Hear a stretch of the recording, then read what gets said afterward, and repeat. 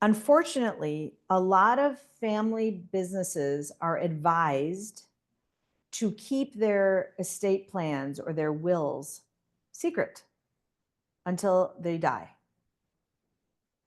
And here's the I've been looking for a decade for language to explain why I think that is a terrible idea.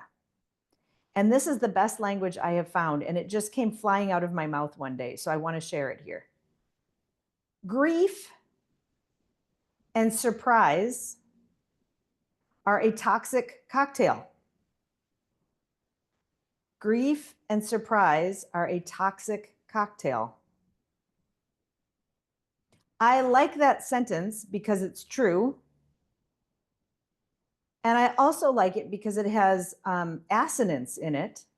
Anybody else know what assonance is? It is the repetition of vowel sounds inside of words. Rappers are really good at assonance. Toxic cocktail. It just sounds cool. So, and I tend to say I'm terrible at writing assonance on purpose. So I accidentally did it. So that's my sidebar on this. But grief and surprise are a toxic cocktail. You do not want your family members, who are hopefully the people you love and value the most in your life, to find out what they have inherited or not inherited within weeks of your death. They are grieving you during that time. You don't want surprise to come flying into their lives at that time as well.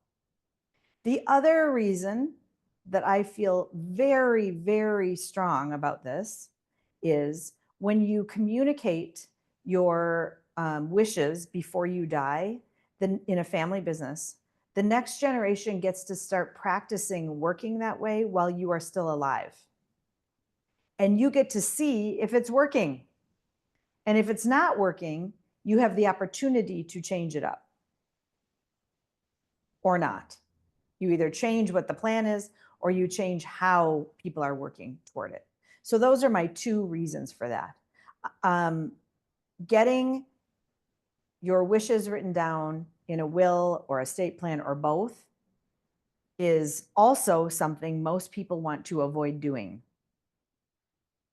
Most of your family business clients, or if you are a family business owner, or even if you're not a family business owner, if you're just a human, it is not very fun to go talk about what happens when I die. It's just like humans aren't really into that scene. So asking your clients, even if you're not a financial advisor, even if you're not a lawyer, just putting on the issues list or asking the uncomfortable question of, do you have it written down? What happens when you die? Even if they don't answer that in the room with you, is extremely valuable. Bringing that back to your own family business. Have I, or have we as a group, written down what happens when we die? Most people don't want to do it. It's uncomfortable. It takes time. It takes thinking. It takes strategic thinking to go through what does that look like. One of the places this came up for me was a second generation group. There were 3 siblings in the business. They had not talked about if they wanted, upon any of their death, what would happen. For example, would their spouse then become an owner of the business? Would the business buy out their spouse? Did they want to be business partners with their siblings' spouses? That whole conversation had not happened.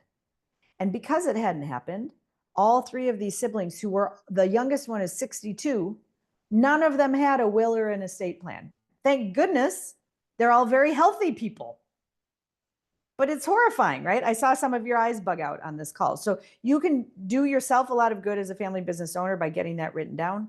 And of course, you can serve your family business clients very well by just saying, even though you might not do it in the room because of the nature of your work, has this been done? What does it look like? How can I help connect you to the right person to help you get this written down?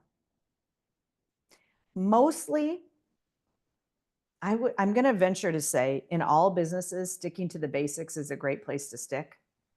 For sure, in family business, sticking to the basics is a great place to stick. You don't have to get much fancier than the basic kind of things. Like, what do we want? How do we plan to get there? Who's the boss? What if the boss isn't doing a good job? What happens when we die? And do we really still want to own this thing? Basic questions. If you don't have solid answers to them, to those questions, there's not huge value in going wild and crazy doing other things.